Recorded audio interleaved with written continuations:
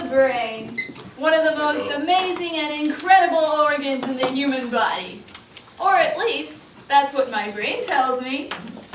There's a lot of sciencey facts to back me up on this, though. Weighing an average of about 3 pounds, this magnificent mound of gray matter has 100 billion neurons, has 100,000 miles of blood vessels crisscrossing your cranium, and uses up about 20% of your body's total oxygen intake. And yet, with all the information we have about the brain today, there still remains a mountain of myth and mystery surrounding our cerebrum. And it's a few of those unanswered questions that I'd like to bring to your mind today. What are memories, and where do they go? Why is it that some people forget where they placed their keys 5 minutes after they put them down? And why do some songs stick in your head, but others don't? Rasta Toastmaster, fellow Toastmasters, and most welcome guests, this is your brain. Now, the first thing I would want to talk about is hold on.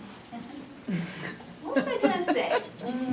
I got it. Let's talk about memories. More specifically, forgetting them. Everybody's done it, at least once. What, you don't remember the last time you forgot something? Well, there you go. People today are bombarded by information from all sides. We do live in the information age, after all. So our brain has to be pretty picky when it comes to creating new memories. Basically, your brain has 3 different types of memories: sensory, short-term, and long-term. Now, sensory memories last the shortest. Whatever you can sense about the world around you, sights, sounds, smells, anything you can observe at this very moment, that's sensory memory. Look, let's pause for a bit. Close your eyes. Now, is the color of the walls blue or green? Green. Green. Good. So, okay, you can open your eyes now. Now, you took that in for sensory memory. So, sensory memory only goes into short-term memory when the brain deems it important enough. Short-term memory is the brain's ability to remember and process information at the same time. Now, say you're listening to this speech. I hope you're listening. To understand what's going on, your brain has to hold on to the beginning of this sentence and process the rest of it simultaneously. Same as from sensory to short-term only goes into long-term memory if your brain deems it important enough. Long-term memory is an umbrella term for everything that your body knows how to do, like ride a car or play an instrument, and everything that we know, like all of the facts, experiences, and life events that have happened to you, as well as all the goofy one-liners, knock-knock jokes, and stupid puns you've ever heard. Here's one. How do bright ideas communicate with each other? By using brainwaves. Anyway, now that you know what memories are and where they go, let's try and use this practically. Now, say you've misplaced your keys. Common thing to lose. You put them down on the table, and you're not distracted, you're thinking of something else. Your brain processes, the sensory memory processes this little metallic jingle, but it throws it away as soon as you leave the room. That's what happens when you're being careless. 5 minutes later, you'll be like, oh, wait, where are my keys? I know I had them just a minute ago. Let's try this again. Take keys out of your pocket, put them on the table, pause, look at the exact spot where you left your keys. Say to yourself, okay, here's my keys, don't forget it. Don't worry, talking to yourself is in no way a sign of mental instability.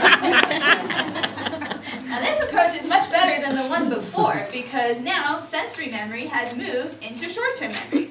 Here's an even better approach. Put your keys in the exact same place every time you come home. Attach some meaning to where you put your keys. Make up a mnemonic like, My keys are on the kitchen counter. Repetition is the key, you see, to forming long-term memories. Speaking of repetition, has anybody ever heard of an earworm? If you haven't, don't worry, it's not a dangerous disease. It is, however, contagious. Earworm is a nickname for those annoying little songs, musical jingles that enter your brain like uninvited guests. And like mosquitoes, they cause itches in your brain that your brain scratches by playing them over and over again. Like the last lyric to Hotel California, earworms can check in anytime they like and they will never leave. Sometimes my brother likes to play a prank on me where he'll be humming a song like The Girl from Ipanema. Da, da, da, da, da, da, da, da, da. And before I know it, I'm humming it too, thus infecting my brain with an earworm. Now this may sound funny, but some symptoms of earworms can include head banging, hair pulling, groaning, and in some cases, inability to focus on work-related tasks. So, to cure yourself of an earworm, there are a few things you can do.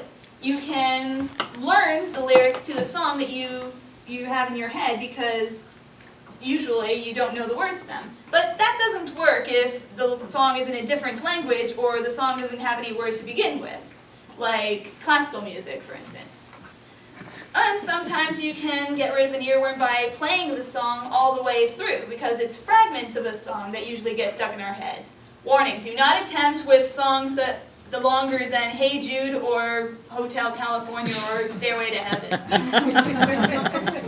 Usually the earworms don't last that long, so the best you can do is just relax, wait it out, and before you know it, your brain will be clear of all earworms. Until the next one comes along. There are many new, exciting things to learn and discover about the human brain, but I'll leave you with my research. Who knows, maybe you'll remember enough of it to impress your friends with, maybe you'll lose your keys less often, maybe you'll get a song in your head and you'll remember me when you think about it. Remember, a mind is a terrible thing to waste, so use it well, fill every space. I hope that I have entertained. Farewell, folks, this is your brain.